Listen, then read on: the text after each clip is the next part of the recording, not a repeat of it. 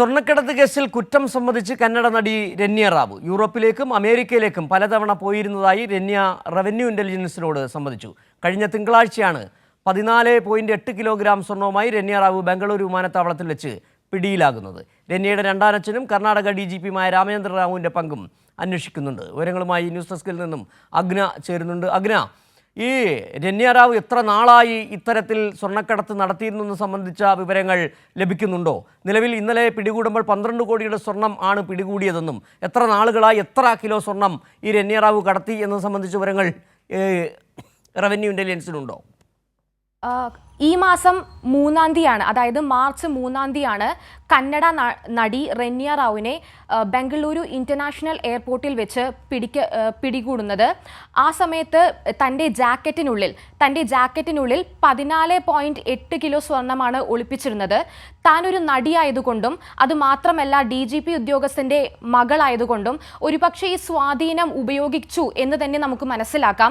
കാരണം സുരക്ഷാ സംവിധാനം മറികടക്കാനുള്ള ശ്രമത്തിനിടെയാണ് നടിയെ പോലീസ് പിടികൂടുന്നത്.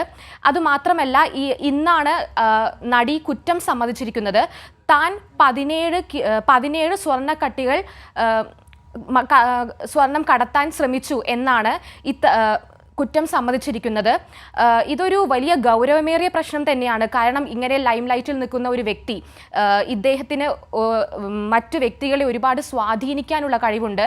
ഇങ്ങനൊരു വ്യക്തി ഇത്തരം കുറ്റകൃത്യങ്ങൾ ചെയ്യുന്നു എന്നത് വലിയ ഗൗരവമേറിയ കാര്യം തന്നെയാണ്.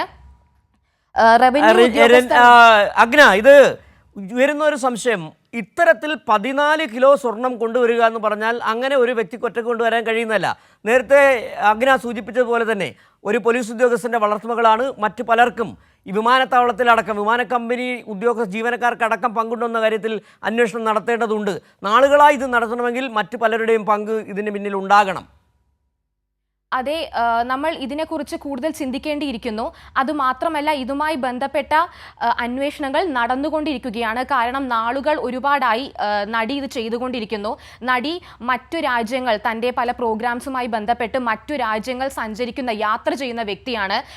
ദുബായ്. ശരി, അഗ്നയാണ് വിവരങ്ങൾ നൽകിയത്. സ്വർണ്ണക്കടത്ത് കേസിൽ കന്നഡ നടി രന്യ റാവു കുറ്റം സമ്മതിച്ചിരിക്കുന്നു.